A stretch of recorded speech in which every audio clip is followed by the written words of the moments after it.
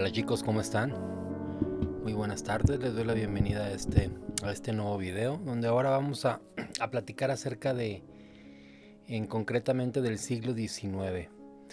Y ya no solamente nos vamos a referir a un país, sino en general a cuáles fueron los acontecimientos más importantes que se dieron durante este siglo. Claro que no debemos de olvidar que las ciudades más importantes que vamos a analizar y que es donde sucedía todo, pues para empezar, pues Francia. Estaba Francia, estaba Londres, estaba Berlín y es el lugar más importante donde se va a llevar a cabo la mayoría de los acontecimientos que vamos a platicar a continuación. Bueno, pues retomando lo que hemos estado mencionando en las clases anteriores, bueno, pues no olvidemos que el siglo XIX pues nace precisamente de la Revolución Francesa. Todas estas nuevas ideas que vienen desde el siglo XVIII, formas de pensar revolucionarias, pues van a dar origen a infinidad de acontecimientos políticos que, como lo menciono, van a iniciar en Francia. Y bueno, también aparte de todas estas nuevas formas de pensar, y ya lo habíamos platicado en otros videos, algo que definitivamente va a ocasionar una revolución en cuanto a la forma de vida, la forma de producción, y que generará toda un cambio, yo creo que en todos los aspectos, es la invención de la máquina de vapor. Recuerden, James Watt, que es el que mejora este descubrimiento, es el que le da una infinidad de posibilidades en todas las áreas. Por ejemplo, los medios de comunicación pues van a mejorar grandemente. Por ejemplo, los barcos que ya existían, obviamente, se les van a poner estos motores, lo cual va a mejorar enormemente el tiempo que se hacía pues para hacer algún trayecto.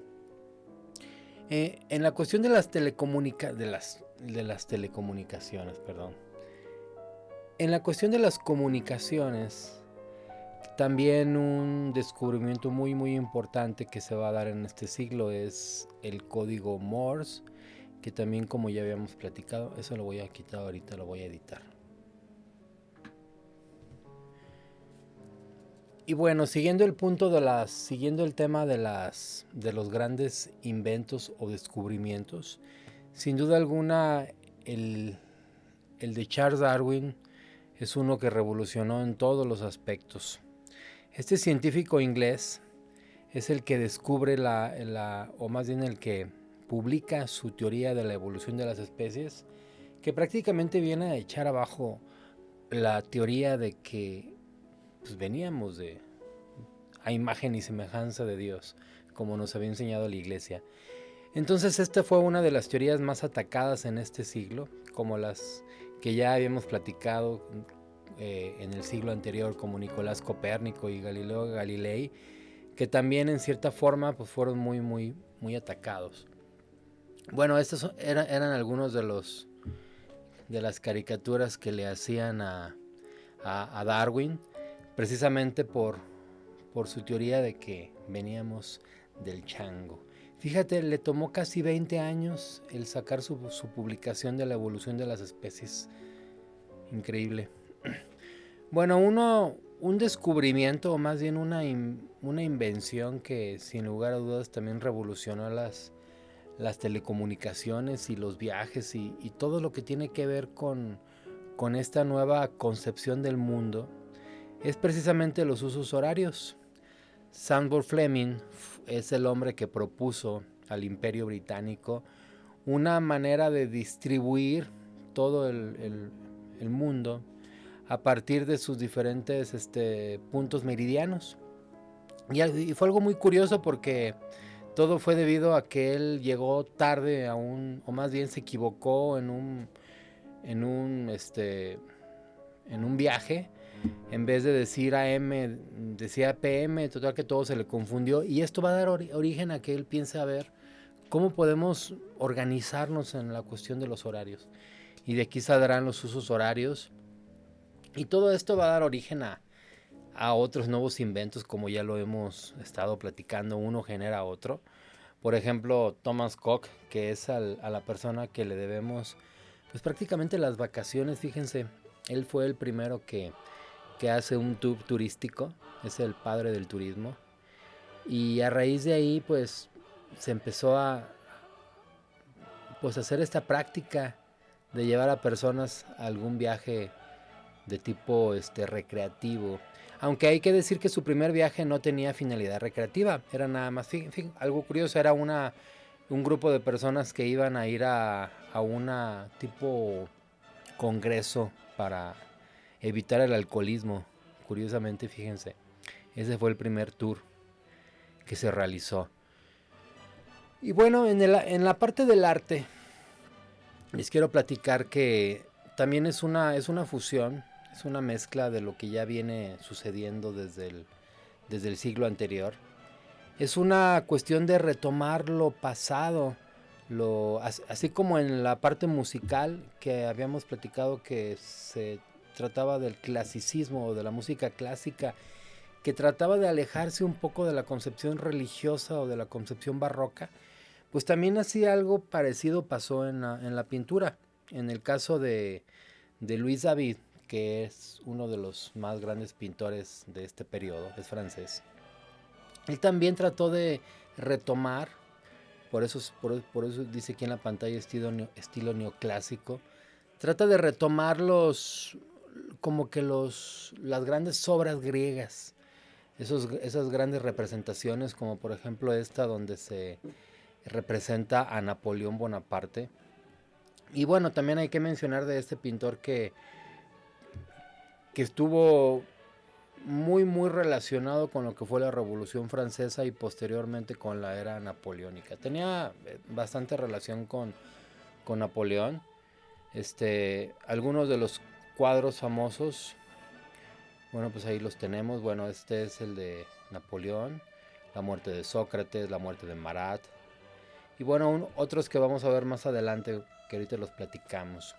En la cuestión de la arquitectura, bueno, hay un estilo muy característico que es retomado, ya existía y es retomado en este periodo, que es el estilo gótico, que bueno, una manera de identificarlo es, bueno, número uno, por su gran altura.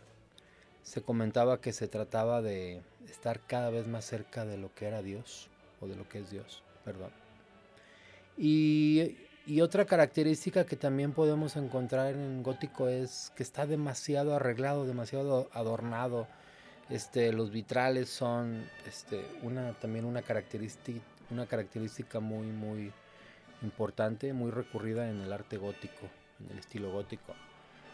Y hay un edificio muy emblemático de los franceses que es la Catedral de Notre Dame. Y un escritor francés también muy famoso hizo famosa esta catedral con una de sus obras que se llamó Nuestra Señora de París. Seguramente alguna vez escuchaste o la leíste. Esa historia de Quasimodo se llamaba, de este hombre que tocaba las campanas, era el encargado de tocar las campanas en la catedral, y se enamora de Esmeralda, que era una gitana, que era muy hermosa, decía. Y bueno, es un edificio también emblemático de los franceses, que también ha sido partícipe en sucesos históricos como la Revolución Francesa, que fue incendiado a propósito como reclamo del pueblo ante el clero, que era uno de los sectores de la población que era muy favorecido con todo lo que era la época de las grandes monarquías en Francia. Y bueno, siguiendo en el tema del arte, no debemos olvidar que la música también es un elemento muy importante, que ha sido también objeto para cambios políticos, cambios en la historia trascendentales. La música, al igual que las otras artes que hemos estado platicando, no se quedan atrás en cuanto a su mezcla con diferentes estilos que estaban en el momento. Por ejemplo, habíamos platicado en otros videos, en otras clases, que en el siglo XVIII Uno de estos estilos que también ya viene en decadencia es precisamente el barroco, como la música de Bach, que hace mucha referencia a lo que es la música sacra, lo relacionado con lo divino, el bien y el mal, esta dualidad de fuerzas que precisamente era representado por el barroco tanto en la pintura como en la música, que es de lo que estamos ahorita mencionando. Y bueno, hay representantes de esta, como Bach, como les mencionaba, que todavía van a estar presentes en los inicios de esta nueva corriente llamada romanticismo, que precisamente es un estilo artístico en todas las áreas, que trata de engrandecer o de exaltar los sentimientos, las emociones. Melodías como Claro de Luna, que la estaremos escuchando en clase en unos momentos seguramente, es un ejemplo muy es uno de los mejores ejemplos para expresar lo que era el estilo el romanticismo. Y personajes que van a dar que van a engrandecer que van a ser como los mayores exponentes, los más famosos. Sin duda alguna los conocemos a Beethoven y a Mozart, que son los más grandes músicos y que han tenido, los que han dejado mayor influencia, yo creo que en toda la música, en toda la historia del mundo, en toda la historia mundial, como se dice. Estos son los tres más grandes personajes de la época, es lo que se le conocería como la Escuela de Viena. Por su parte, Beethoven y Mozart, que tienen características muy comunes, como por ejemplo, los dos eran virtuosos, los más grandes virtuosos de su época, no tanto como Mozart. Él llegó a componer cerca de 600 obras en su corta vida. Él fallece a los 35 años por causas un poco misteriosas. Y algo muy característico de Mozart es que él nace con el talento. Por ahí hay incluso películas que se le han hecho, que se ha platicado muchas veces que incluso a la edad de 5 o 6 años, así como si nada en la madrugada, se levanta el niño y se pone a escribir una sinfonía, ¿no? Así de la nada. Así como Dios le dio el talento. Y es ahí cuando su papá, que también era músico, por cierto, es el primero que se da cuenta del talento de su hijo, pues lo trata de usarlo para realmente crear algo increíble en este niño, ¿no? A la edad de 12 años ya estaba componiendo sinfonías pues, sin iguales, ya era conocido en muchas partes, incluso había tocado delante del rey. La historia de Beethoven en cuanto a los inicios es muy diferente, porque para empezar su papá era alcohólico, muy alcohólico, y de eso fallece. Y cuando el papá de Beethoven conoce la historia de Mozart, porque son contemporáneos, pues seguramente ha de haber dicho algo así como, pues yo quiero que también mi hijo sea como Mozart, y lo mete a clases desde muy niño. Es decir, Beethoven no tiene el talento nato, por decirlo así. Él lucha, le gusta la música, y su papá el que lo mete a estudiar música, pero es por una cuestión de no nace con el talento, como repito. Aún así no se le resta ningún mérito a Mozart.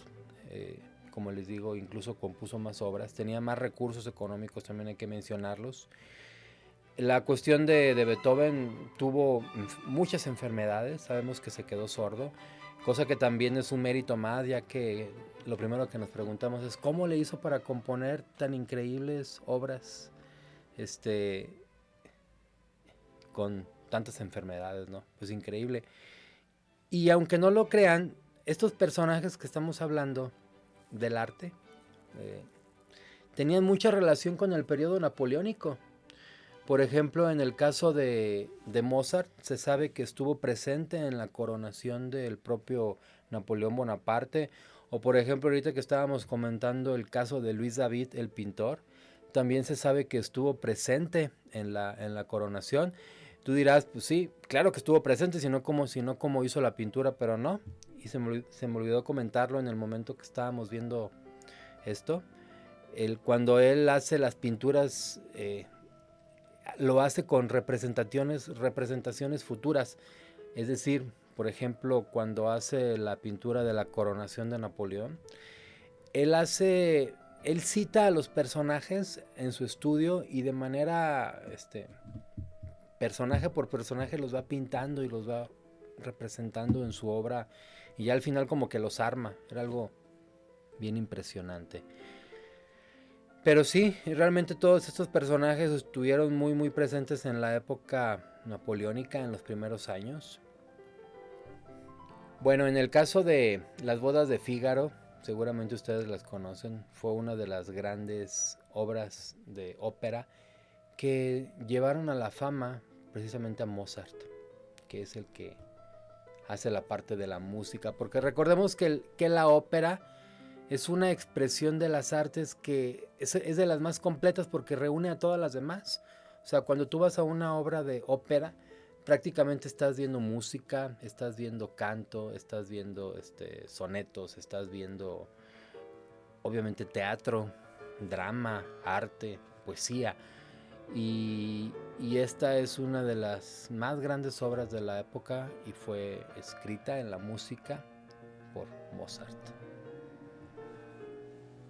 Bueno, ya posteriormente, siguiendo hablando de la música, llegarán otros compositores, lo que se le conocerá como el inicio de la era de los músicos virtuosos, como Paganini, Vivaldi y Verdi.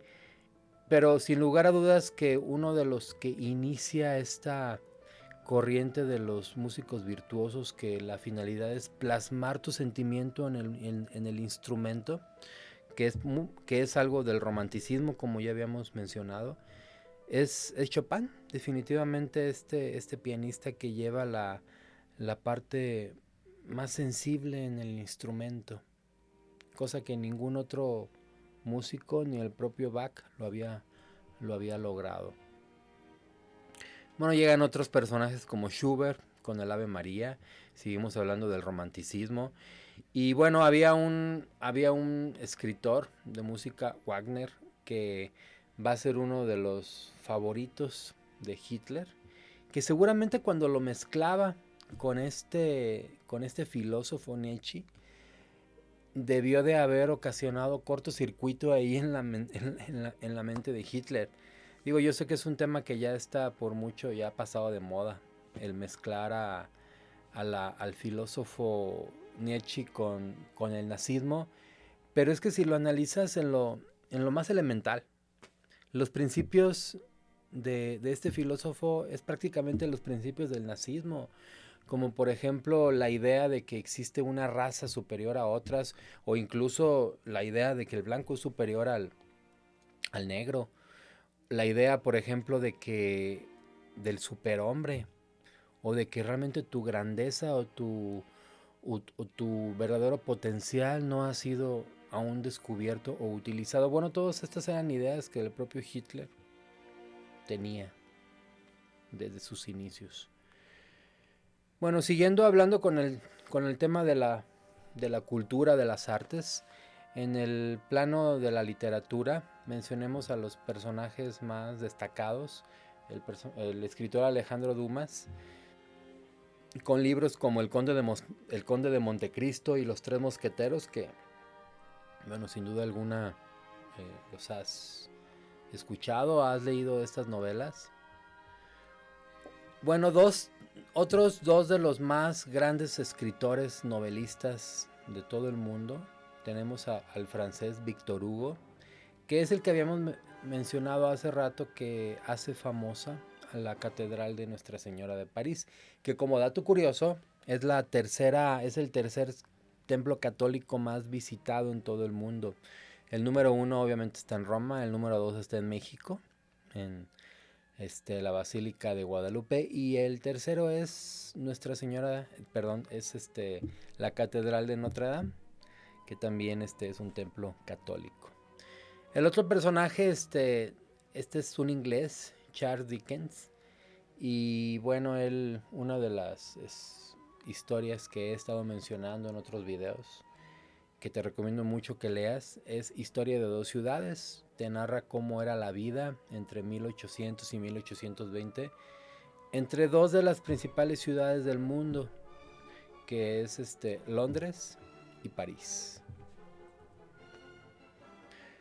Bueno, dejemos un poquito la cultura y vayámonos a los sucesos políticos, que fue lo más trascendental entre las guerras, que va a ser lo más, guerras, revoluciones, etcétera.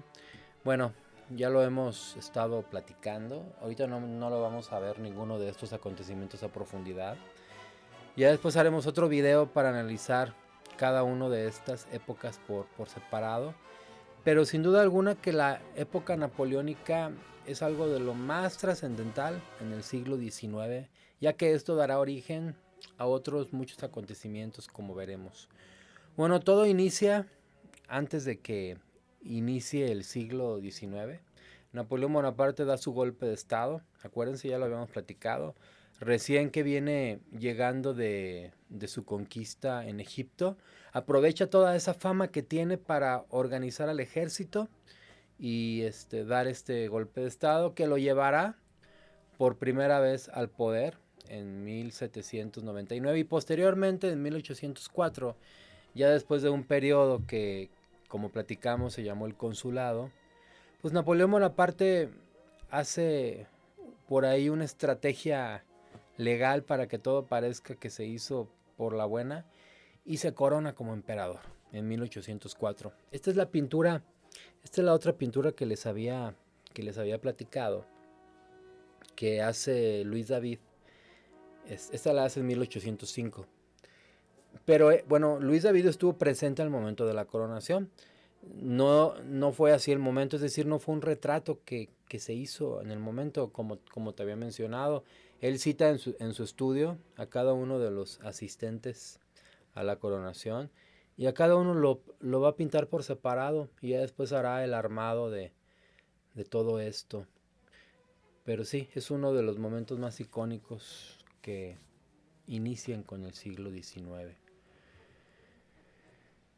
Bueno, una vez que ya es coronado como emperador, ya es el emperador de los franceses, una de las batallas más icónicas en toda la historia es la batalla de los 3 emperadores o la batalla de Austerlitz.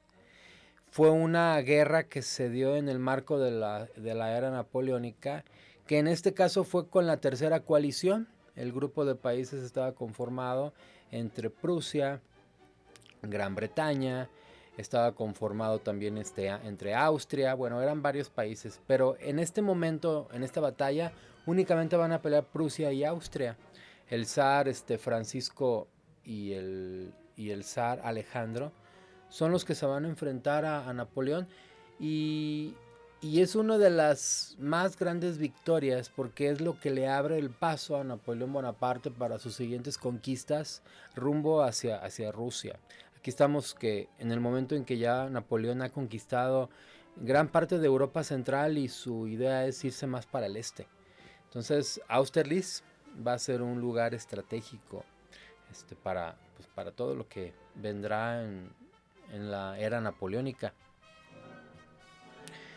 Y también ya lo habíamos comentado, uno de los edificios emblemáticos de Francia, que es el Arco del Triunfo, y precisamente se manda a construir por órdenes de Napoleón en 1805, precisamente como para conmemorar o como para festejar este grande triunfo que tuvo con la batalla de Austerlitz. Ya no le va a tocar a Napoleón verla terminada porque, bueno, inicia, como les digo, en 1805, termina por ahí por 1836. Entonces, pues bueno, pero es uno de los más grandes legados que se tienen de la era napoleónica. Y como dato curioso, Napoleón la manda a construir porque una de las promesas que le hace a sus soldados es que cuando entren a Francia lo harán bajo un gran arco para recibirlos con toda la grandeza que merecen por la victoria que acaben de realizar. Entonces, esta era la finalidad de este arco, que los ejércitos entraran por ahí cada que llegaran de sus conquistas. Como ven. Bueno, esta es una de las fotos cuando se termina, por ahí por 1840, 1850.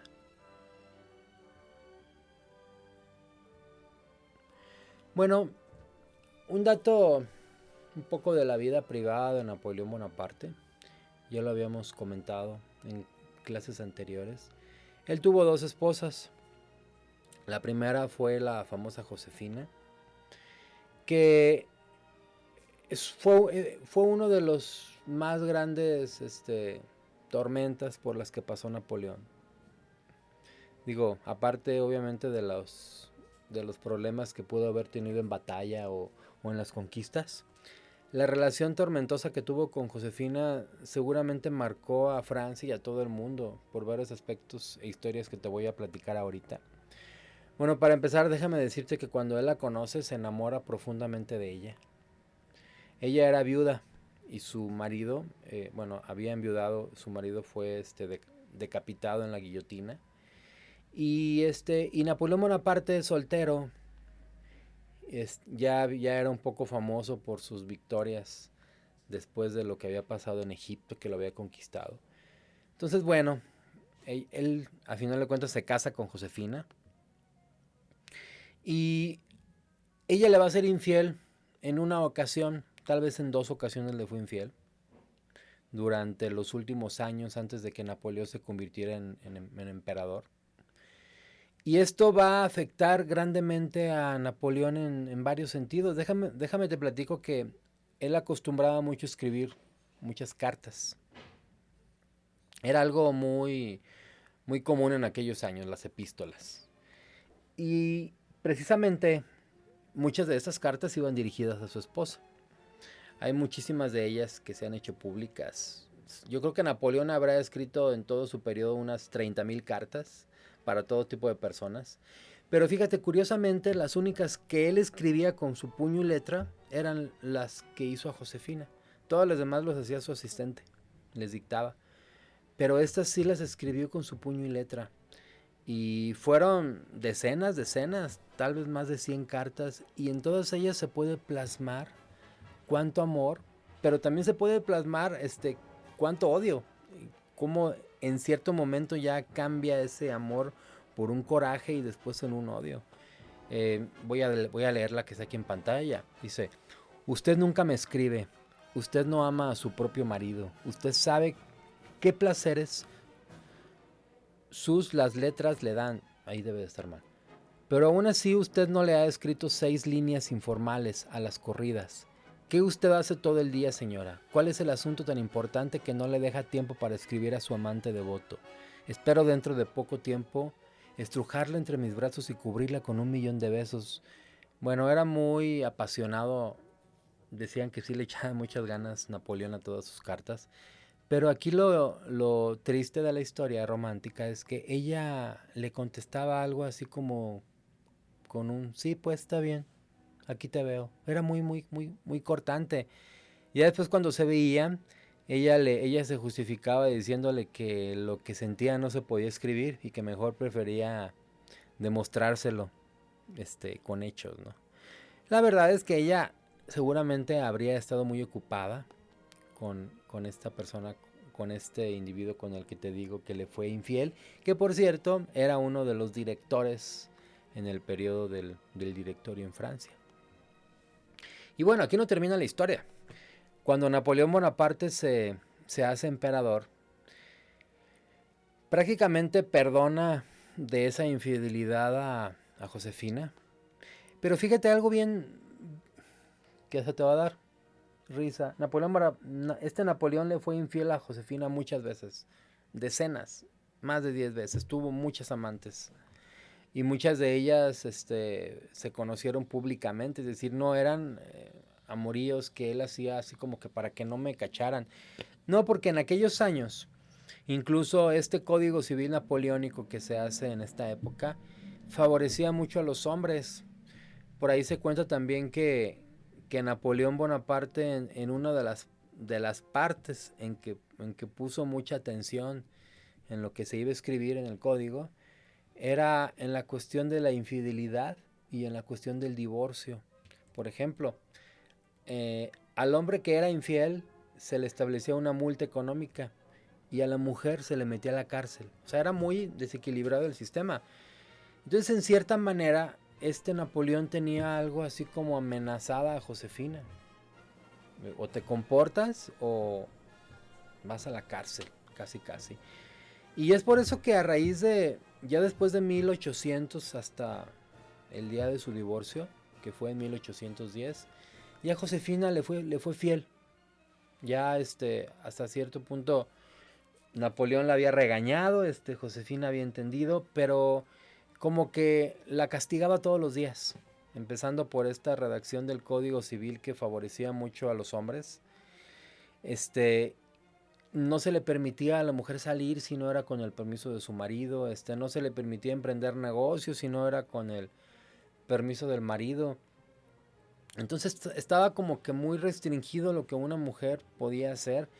Y es aquí donde se puede ver la influencia de esta relación fallida en uno de los códigos más famosos del mundo, que es el Código Civil Napoleónico. Bueno, hoy se llama Código Civil francés, pero sin lugar a dudas que México lo tomó como ejemplo y muchas de las leyes que tenía eran muy muy machistas, como estas que les estoy mencionando de que las mujeres no tenían derechos.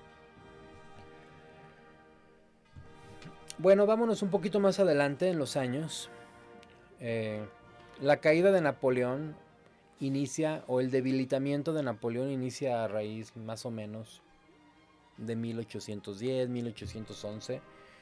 Van a empezar las grandes derrotas, de Napoleón. Como una muy conocida, ya después haré un video más a detalle de lo que fue este intento de conquista a territorio ruso y que fracasa. Ya saben que tampoco Hitler lo logró. Por ahí y por ahí sale la frase de que nunca invadas Rusia en invierno. Por eso se ve así la nieve aquí en esta fotografía. Pero bueno, realmente lo que fue la caída, ya la derrota de Napoleón, va a iniciar en 1814. Que después de una batalla en la que Napoleón pierde prácticamente toda su fuerza militar, pues no le queda más que rendirse. Y es aquí cuando en 1814 Napoleón firma esta rendición con un tratado que se llama Fontainebleau, que no era básico, era una farsa, era una burla. Déjales cuento que Napoleón les dijo a los aliados, que prácticamente era el resto del mundo en ese entonces, les dijo que ya se iba a rendir, que se iba incluso a meter a una prisión de forma voluntaria. Y esa prisión fue la isla de Elba.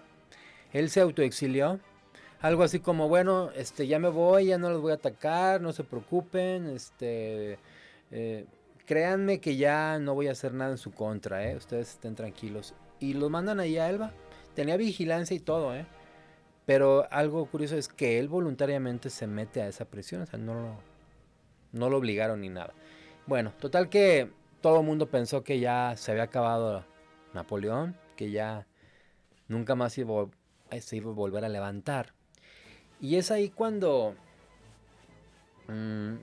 se va a llevar a cabo se llama Congreso de Viena, que no fue otra cosa más que diferentes reuniones diplomáticas, fiestas, eventos, etcétera, que era lo más común que se hacía entre los más grandes rangos políticos de aquella época.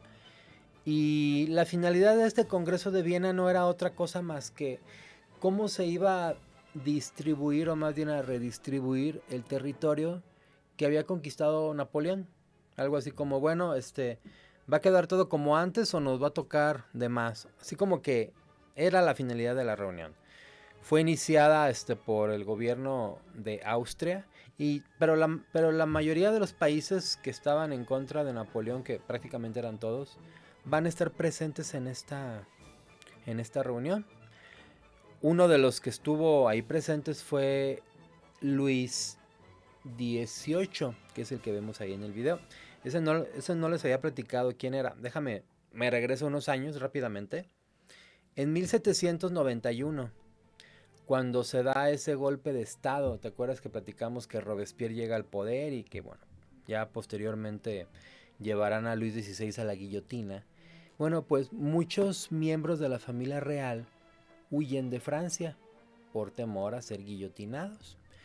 Y uno de estos va a ser precisamente el hermano de Luis XVI, que ya posteriormente va a ser bautizado como Luis XVIII, que es el que vemos aquí en pantalla.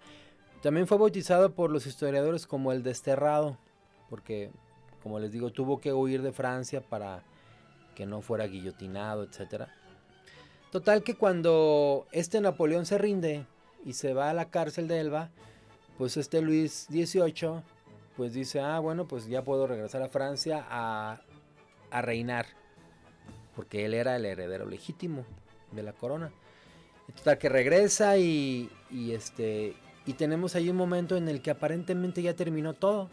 Napoleón Bonaparte en la cárcel, regresó Luis XVIII, otra vez los franceses tienen a su rey, ya se están poniendo de acuerdo de cómo se van a distribuir el territorio para que todo quede como antes, como si Napoleón nunca hubiera existido, hasta que, ¿qué creen? Que Napoleón se les escapa. Esto va a ocasionar que durante 100 días, que precisamente así se le conoce como el periodo de los 100 días, que iniciará en el mes de marzo de 1814, que es aquí cuando todos estos personajes que habíamos mencionado, que estaban reunidos en Viena, en este congreso, pues así como que, oigan, pues ¿qué hacemos? Que ya se escapó Napoleón, pues hay que agarrarlo y ya, ahora sí ya no podemos seguir soportando a Napoleón.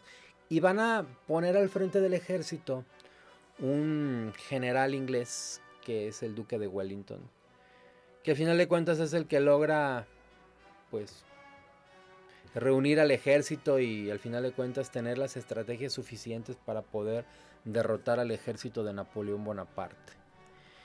Y este momento va a llegar en Waterloo, que es un lugar ahí arribita de Francia, en lo que es Bélgica, más o menos abajito de Inglaterra por ahí. Y se va a llevar a cabo esta batalla. Históricamente la conocemos como la batalla de Waterloo. Y es lo que definitivamente llevará a Napoleón Bonaparte a su derrota, para que en el año de 1815 sea llevado, ahora sí en contra de su voluntad, a la cárcel de Santa Elena, que era otra isla, como la isla en la que estuvo recluido en la primer vez.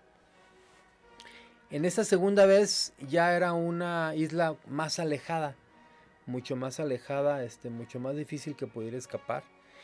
Y aquí va a estar sus últimos años, 6 años, para que Napoleón Bonaparte muera solo, olvidado y desterrado.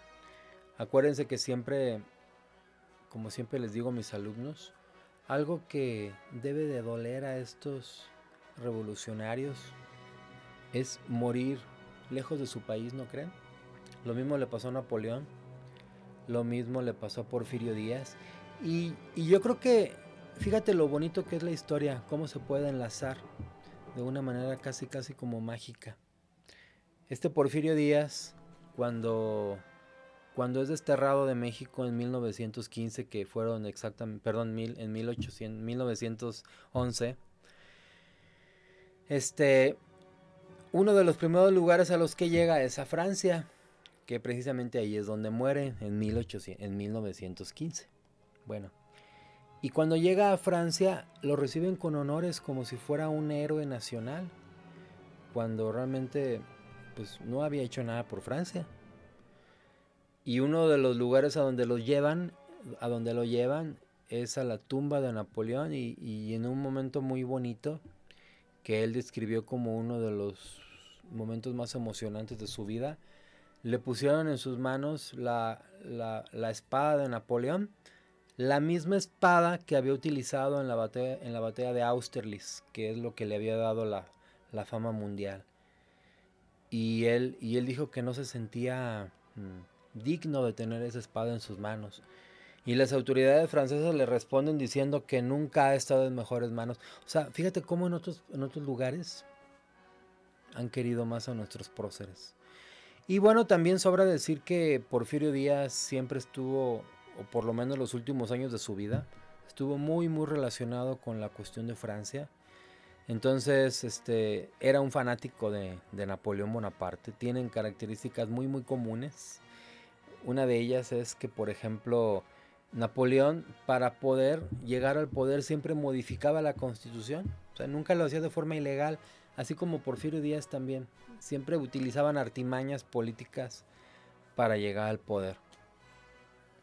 Bueno, Napoleón Bonaparte es un héroe en Francia, es un personaje que sin lugar a dudas ocupa un sitio muy muy especial, y por órdenes del rey Felipe de Orleans en Francia, ya para unos años más adelante, él ordenará el traslado del cuerpo que estaba en la isla de Elba, que fue la primera prisión, hacia un lugar en Francia que se llama, en París, que se llama el Palacio Nacional de los Inválidos, que es el lugar donde está la tumba de Napoleón Bonaparte hoy en día.